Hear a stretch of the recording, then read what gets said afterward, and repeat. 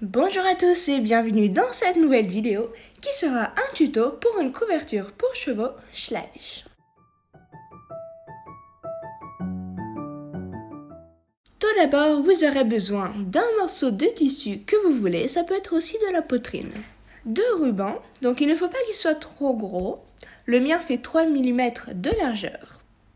Du fil de fer, ni trop gros ni trop fin. De la colle universelle, mais ça peut également être le pistolet à colle. Une pince comme ceci dont vous verrez l'utilité plus tard dans la vidéo, et puis une pince pour couper le fil de fer. Des ciseaux qui coupent bien le tissu. Et si vous voulez bien appliquer la colle à un endroit précis sans que ça déborde trop sur les côtés, eh bien il vous faudra quelque chose de pointu, ça peut être ce que vous voulez. Une couverture Schleich que vous utiliserez comme modèle. Une feuille blanche, et puis évidemment un cheval Schleich qui vous servira de modèle. Et puis donc pour toutes mes créations du genre licol, selle, etc., je m'inspire toujours de la réalité, donc j'ai trouvé 2 photos sur lesquelles je vais m'inspirer. Alors d'abord pour tracer le modèle de la couverture, je décide de d'abord le mettre sur la feuille blanche, et comme ça vous aurez un modèle propre que vous pourrez également utiliser pour d'autres couvertures. Donc je trace le contour de la couverture en la tenant le plus plat possible sur la feuille.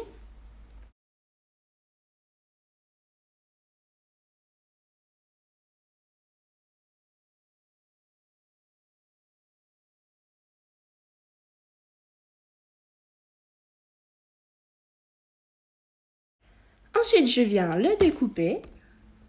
Et puis surtout, n'oubliez pas après de venir le mettre sur le cheval comme si c'était déjà en tissu et puis de venir ajuster là où il le faut. Par exemple, je décide de raccourcir un peu le bas car il dépasse trop. Je vais également raccourcir un peu en bas. Donc pour ça, plier le modèle en deux pour être sûr que ce soit pareil des deux côtés. Et enfin, à l'avant, il faut que les deux languettes se touchent et non pas se superposent comme les couvertures Schleich. Donc si vous voulez faire une couverture plus réaliste, eh bien, faites dans ce genre. Et j'ai également remarqué que pour que les deux bords s'alignent bien, eh bien, il faut couper en dié. Donc voilà ce que ça vous devrait vous donner, mais j'ai peut-être coupé un peu trop. Donc si vous coupez un peu moins, eh bien, les deux bords se toucheront. Mais en le recopiant sur le tissu, eh bien, je vais un peu agrandir. Donc maintenant, prenez votre tissu et puis vous pourrez recopier le patron que vous avez fait sur le tissu.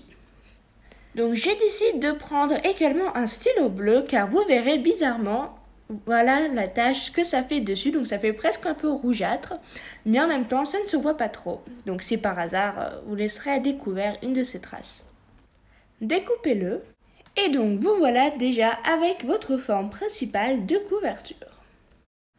Ensuite, vous allez prendre votre ruban. Moi, je n'avais d'ailleurs pas encore ouvert celui-ci. Ensuite, maintenant, prenez un morceau de quelconque matériau. Donc là, j'ai pris mon modèle d'avant, mais vous pouvez prendre autre chose. Et mettez-y un peu de colle. Et donc ensuite, avec votre objet pointu, eh bien, vous allez prendre un peu de colle et l'appliquer sur le tissu afin de ensuite pouvoir coller le ruban. Désolée si vous entendez des bruits d'oiseaux derrière, c'est que les miens sont aujourd'hui très bruyants. Donc moi j'avais cette méthode de bâton, car quand j'utilisais directement avec le tube, eh bien quand je versais, il y avait vraiment une grosse dose qui en sortait, et du coup ça mettait des traces de colle un peu par-ci par-là.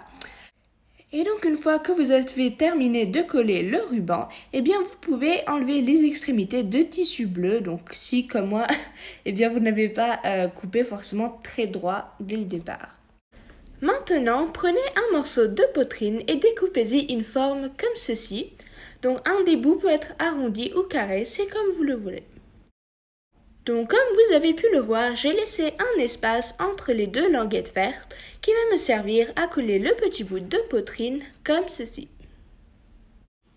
Une fois que la colle est sèche, retournez-la de l'autre côté et repliez le petit bout sur lui-même. Pendant que ça sèche, j'ai l'habitude de le tenir avec une petite pince comme ceci. Maintenant, prenez 2 morceaux du même ruban et collez-les comme ceci, de sorte qu'ils se croisent à l'extérieur de la couverture. Et puis coupez les deux en biais. Maintenant, vous allez avoir besoin de votre fil de fer et de votre pince comme ceci. Donc, coincez le fil de fer entre les deux bouts de la pince et puis enroulez-le autour.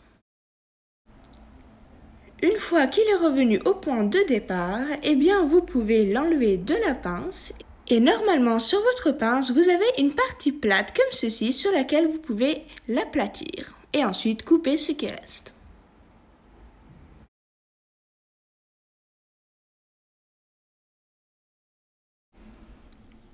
À présent, reprenez votre ruban vert et vous allez essayer de le passer dans un des deux trous qu'il y a sur le côté de cette petite boucle. Et ensuite, une fois qu'il est passé la barre en métal, eh bien retournez-le et faites-le passer dans l'autre boucle de sorte que vous puissiez le replier sur lui-même avec la barre au milieu.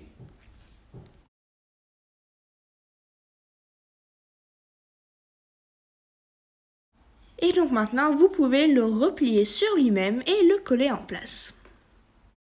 J'utilise encore cette pince très pratique pour bien le tenir en place pendant qu'il sèche.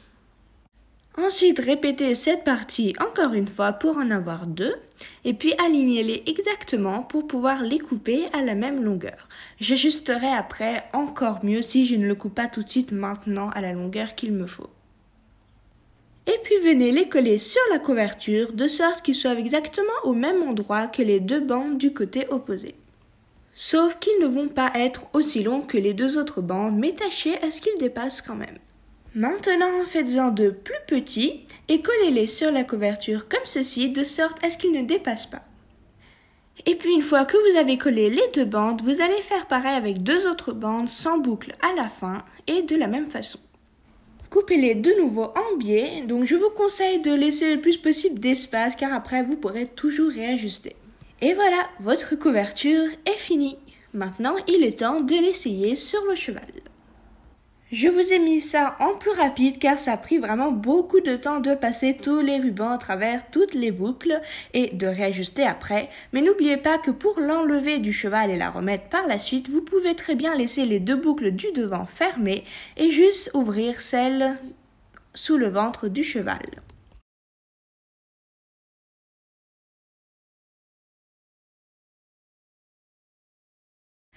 Donc voilà, c'est la fin de cette vidéo, j'espère qu'elle vous a plu et qu'elle vous a aidé à faire votre couverture Schleich.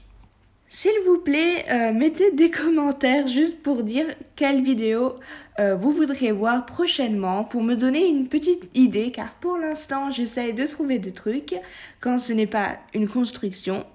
Mais voilà, je deviens un peu à court d'idées, donc ça serait très gentil de votre part. Enfin bref, en tout cas, je vous dis à bientôt pour une prochaine vidéo. Bye bye!